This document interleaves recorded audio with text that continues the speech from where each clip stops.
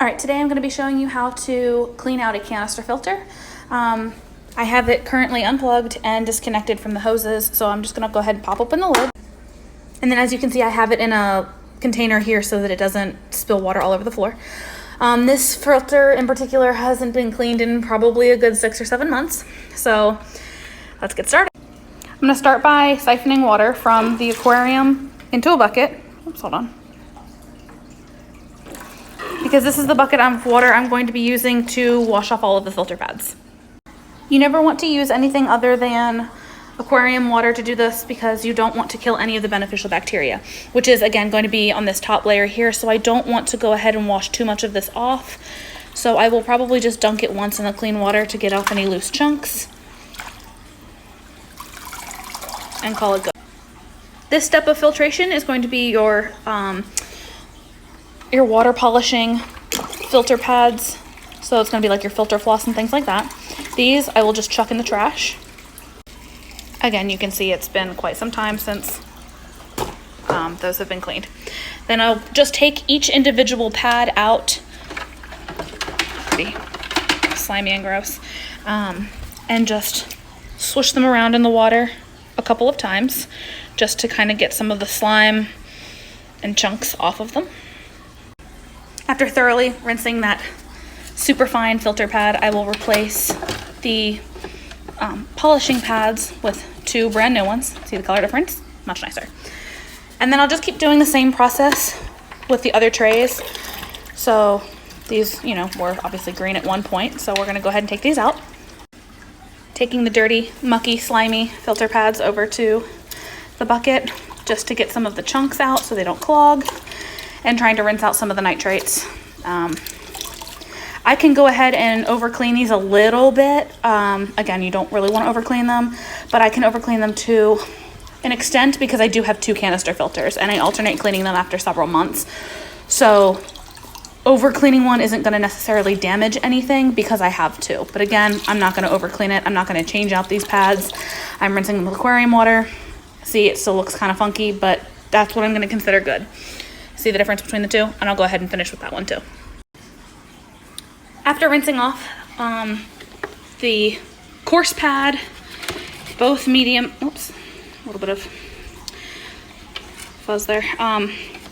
The coarse blue pad, the 2 medium green pads, and then the black fine pad, and then the polishing pads there. I'm gonna go ahead and dump that bucket in the garden because it's gonna have a lot of nitrates and vitamins and minerals and all of that fun stuff for the plants. And then I'm gonna go ahead and dump all of that that's left over in the canister from, all the sponges sitting in there. After dumping this canister, it's got a little bit of, chunks and stuff in it. So I'm gonna go ahead and use some aquarium water, rinse it out, dump it one more time into here, and then good to go. I'm not gonna scrub it or anything like that. Just go ahead and rinse it. Go ahead and rinse the loose particles off. Whoops. Like that. And then I'll just go ahead and dump the canister into the bucket. Whoops. There we go. Now I'm just digging out the fluval rings that I keep in the bottom that just got dumped out when I emptied it. They're just in the bottom of the bucket here. So I'm gonna just go ahead, dig these out, put them back in here. I lay them on their side. Kind of helps with the directional water flow of the water at the bottom. Now that all of the bio rings are back in the bottom, oops, hold on. I'm gonna lay them down on their side. Now that they're all back in the bottom, I can go ahead and start stacking up all of the layers here. Oops, let me fix that. There we go. And then I'll just go ahead and put these back in.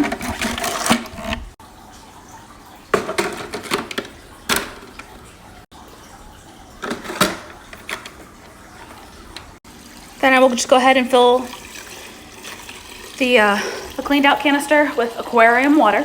When that's done, I'll put the lid back on, put the canister back onto the aquarium, hook the hoses back on, plug it back in, and we'll be good to go. All right, the lid's back on.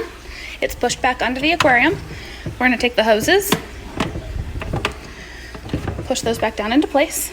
And then we're gonna take this little tab, put it down. That's gonna lock this piece into place and allow the water to flow.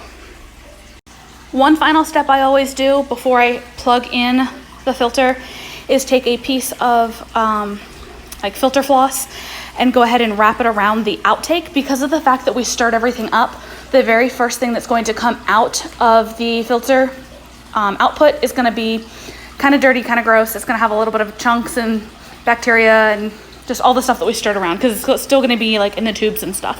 So go ahead and secure this around there. There's my little redneck way of clipping it to the end.